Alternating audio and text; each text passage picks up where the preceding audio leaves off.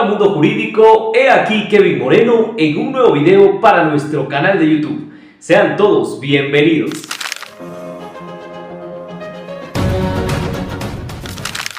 El día de hoy vamos a hablar acerca de una sentencia importante dentro del sistema interamericano de derechos humanos y sobre todo de los derechos colectivos de los pueblos indígenas, esos derechos especiales, específicos de nuestros pueblos indígenas de América Latina. Y para ello analizaremos la sentencia del caso Pueblo Indígena Quichua de Sarayaku versus Ecuador y haremos énfasis en el análisis del derecho colectivo a la consulta previa, libre e informada. Sin más preámbulos, aprendamos derecho. ¿Qué es el derecho a la consulta previa, libre e informada? Bien, para empezar con el análisis de la sentencia es imprescindible que conozcamos qué es la consulta previa, libre e informada. Para el doctrinario Clavero señala que es un procedimiento que permite que los pueblos indígenas tomen sus decisiones sobre su vida, sobre sus bienes o sobre sus derechos individuales o colectivos. En cambio, para Tamaris es un proceso de reflexión y de consenso entre los pueblos indígenas y el Estado. En cambio, para la Comisión Nacional de Derechos Humanos de México, la consulta previa, libre e informada es un proceso que permite obtener el consentimiento de las decisiones sobre planes, programas de prospección de recursos naturales no renovables. Muy bien, con todas estas definiciones entonces ahora definamos qué es la consulta previa, libre e informada. La consulta previa, libre e informada es un derecho colectivo de los pueblos indígenas reconocido en la Convención número 169 de la OIT, es decir, el Convenio sobre los Pueblos Indígenas y Tribales del Mundo, que reconoce la importancia de que los pueblos indígenas participen y tomen decisiones en asuntos inherentes sobre su vida, sus territorios, sus bienes y sobre todo sobre sus derechos individuales y colectivos. Bien, entendido entonces qué es el derecho a la consulta previa, libre e informada, pasemos ahora sí a los hechos. Hechos del caso. ¿Cómo llegó este caso a la Corte Interamericana sobre Derechos Humanos? Vamos haciendo una pequeñita línea de tiempo para que ustedes puedan ir identificando los principales hechos que originaron esta controversia jurídica. Bien, primero entendamos que el pueblo indígena quichua de Sarayaku es un pueblo indígena ecuatoriano ubicado en la provincia de Pastaza, es decir, en la región amazónica del Ecuador, un territorio que alberga un sinnúmero de recursos naturales renovables y no renovables. Dentro de los no renovables, el petróleo, y ha sido esta la causa principal por la cual el Estado y el pueblo indígena quichua de Sarayaku se han enfrentado. Bien, ahora pasemos a 1979, porque en este año el pueblo indígena quichua de Sarayaku legaliza ya su estatuto organizacional como persona jurídica y es en 2004 donde ya adquiere esa denominación como pueblo indígena originario del mundo. Con estas aclaraciones entonces ahora pasemos a 1996, que es fecha en la cual el Estado ecuatoriano suscribe un contrato de participación internacional con la empresa petrolera CGC para explotar petróleo en el bloque 23. Este bloque está ubicado en el territorio del pueblo indígena quichua de Sarayaku y evidentemente no se les consultó al pueblo indígena si es que querían o no que exploten el petróleo ecuatoriano.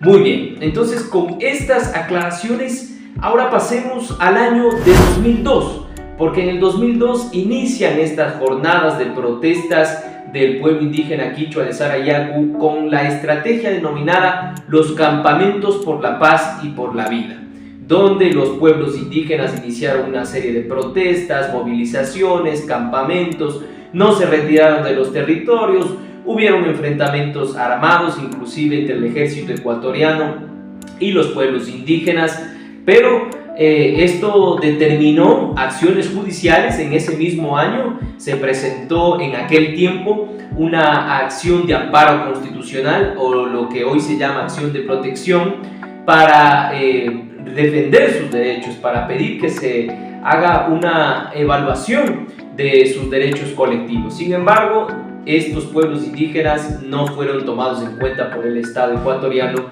y fue esa la razón fundamental para que los pueblos indígenas acudan ante la Comisión Interamericana sobre Derechos Humanos. Esta Comisión Interamericana sobre Derechos Humanos le da varias facultades y determina algunas acciones, por ejemplo, frenar la explotación de petróleo a través de una medida especial de cautelar que se denomina ahora, y además determinó varios exámenes, informes de admisibilidad y informes de fondo. En el 2004 se emite ya el informe de admisibilidad de fondo, y en este caso la Comisión Interamericana sugiere a la Corte Interamericana sobre Derechos Humanos que trate este caso. Pasaron los años y en el 2010 ya se le notifica al Estado ecuatoriano, y en el 2011 ya se dan las audiencias públicas y posteriormente la sentencia, que es la que estamos analizando el día de hoy, en el año 2012. Esta es toda la línea de tiempo que tenemos de los hechos del caso.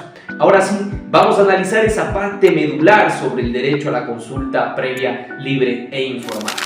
Análisis de la Corte Interamericana de Derechos Humanos. ¿Cómo vamos? Si vamos aprendiendo, vamos a ir avanzando con el análisis de esta sentencia. No sin antes de continuar, por favor, te pido que le des un like a mi video, que compartas con más amigos este conocimiento para aprender de manera efectiva esta sentencia de la Corte Interamericana. Vamos a ir con el análisis. Bien, entonces ahora, ¿cuáles han sido los principales argumentos que ha emitido primero el Estado ecuatoriano como demandado, y qué es lo que le ha respondido la Corte con respecto a sus alegaciones? Y estas son reflexiones jurídicas que ustedes las pueden aplicar en cualquiera de sus casos. Recuerden ustedes que la Corte Interamericana emite sentencias vinculantes, que son, es decir, de obligatorio cumplimiento para los estados que están ratificados al Sistema Interamericano sobre Derechos Humanos. Bien, ¿qué es lo que le dijo el Estado ecuatoriano? Y por eso les hacía esta relación, recuerdan ustedes en los hechos del caso, con los años. Ecuador decía que en este caso no tenía la obligación de realizar el proceso de la consulta previa, libre e informada. ¿Por qué razón? Porque Ecuador ratificó el convenio número 169 de la OIT, es decir, el convenio sobre pueblos indígenas y tribales, que reconoce el derecho a la consulta previa, libre e informada, en 1998. Recuerden ustedes que los contratos de participación para explotar el petróleo con CGC se realizaron en el año de 1996. Entonces, a esa fecha no tenían la obligación de garantizar el derecho a la consulta. Y bien, otro de los argumentos que señala el Estado ecuatoriano es que no es que se alegó una vulneración del derecho a la consulta de los pueblos indígenas, porque la empresa petrolera CGC se encargó de realizar el proceso de la consulta y evidentemente se obtuvieron resultados. Es decir, que no es que no se ha realizado, pero fue realizado por la empresa petrolera. Bien, ahora, ¿qué es lo que le responde la Corte? ¿Qué es lo que analiza la Corte con respecto a los derechos colectivos de los pueblos indígenas? Bien, vamos con el argumento número 1. No había la obligación de realizar el proceso de la consulta. Entendemos primero que el Ecuador forma parte del Sistema Interamericano sobre Derechos Humanos, no desde 1998, fecha del convenio número 169 de la OIT, sino desde el año de 1977, en el cual forma parte de la Organización de Estados Americanos y se adscribe al Sistema Interamericano sobre Derechos Humanos. Entonces está obligado a cumplir con los derechos humanos, pese a que no esté, adherido a uno de los convenios. Pero no solamente aquello, es imprescindible entender una de las interpretaciones que realiza la Corte Interamericana de Derechos Humanos, y es la interpretación evolutiva de los tratados y convenios internacionales que están estipulados dentro del artículo 1.1 del artículo 29 literal A y B de la Convención Americana sobre Derechos Humanos. ¿Qué es esta interpretación evolutiva? Básicamente, la interpretación evolutiva es entender los tratados y convenios internacionales como instrumentos vivos. ¿Qué significa eso de instrumentos vivos? Es decir, a la luz de los contextos y los tiempos actuales. Entonces, con esa interpretación evolutiva, el Ecuador tenía claramente la obligación de consultar al pueblo indígena, porque si bien no ha suscrito el convenio número 169, pero tenía la obligación de garantizar los derechos humanos de los pueblos indígenas, pese a que no había un convenio, pero sí está adscrito a la Convención Americana sobre Derechos Humanos. Además, respecto a la segunda alegación que realiza el Estado ecuatoriano de que el proceso de consulta se ha realizado por la empresa petrolera CGC, la Corte Interamericana de Derechos Humanos le responde y categóricamente dice en su sentencia que los procesos de consulta, es decir, asegurar el derecho a la consulta previa, libre e informada, debe realizarse exclusivamente por los estados, no por las empresas petroleras o por las empresas privadas. ¿Por qué razón? En primer lugar, porque la participación ya se rompe los estándares de imparcialidad, porque entendemos que la empresa privada lo que va a sugerir siempre va a ser la explotación del recurso natural. Entonces hay un conflicto de intereses y para ello el Estado es el que debe intervenir y garantizar esos procesos de consulta previa, libre e informada a los pueblos indígenas. Decisión de la Corte Interamericana de Derechos Humanos. ¿Qué es lo que decidió la Corte Interamericana de Derechos Humanos en este caso? En primer lugar, aceptó los argumentos de los pueblos indígenas quichua de Sarayaku y declaró la vulneración de varios derechos colectivos, como por ejemplo el derecho a la propiedad comunal, derecho a la identidad cultural y sobre todo el derecho a la consulta previa, libre e informada. Como medidas de restitución, la Corte señaló que el Ecuador debe retirar la maquinaria donde estaban explotando el petróleo y retirar los elementos químicos, es decir, la pentolita que estaba ya instalada en el bloque 23 en el territorio del pueblo indígena de Sarayaku, además de los daños materiales e inmateriales que se da una indemnización a estos pueblos indígenas. Lo importante como garantía de no repetición que señala la Corte Interamericana de Derechos Humanos es la realización de una consulta previa, libre e informada conforme a los estándares internacionales. ¿Cuáles son esos estándares internacionales? Y eso es lo que nos interesa y nos apasiona como abogados, como estudiantes, conocer los procesos adecuados.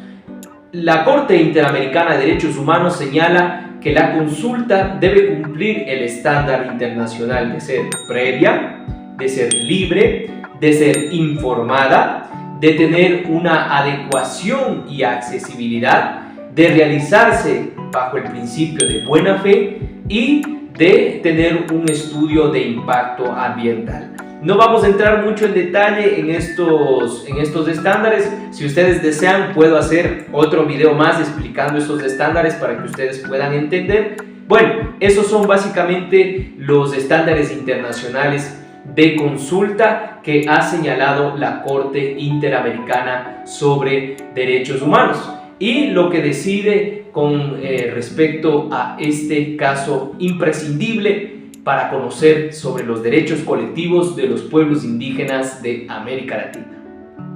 Y bien, queridos amigos, este ha sido todo el video. Espero que puedan visualizar más contenido jurídico que tengo en mi canal, varios resúmenes de sentencias, consejos, tips jurídicos que les servirán a todos ustedes. Ha sido un gusto para mí dirigirme a todos ustedes y esperemos vernos en el próximo video. Chao, chao, dale like y suscríbete.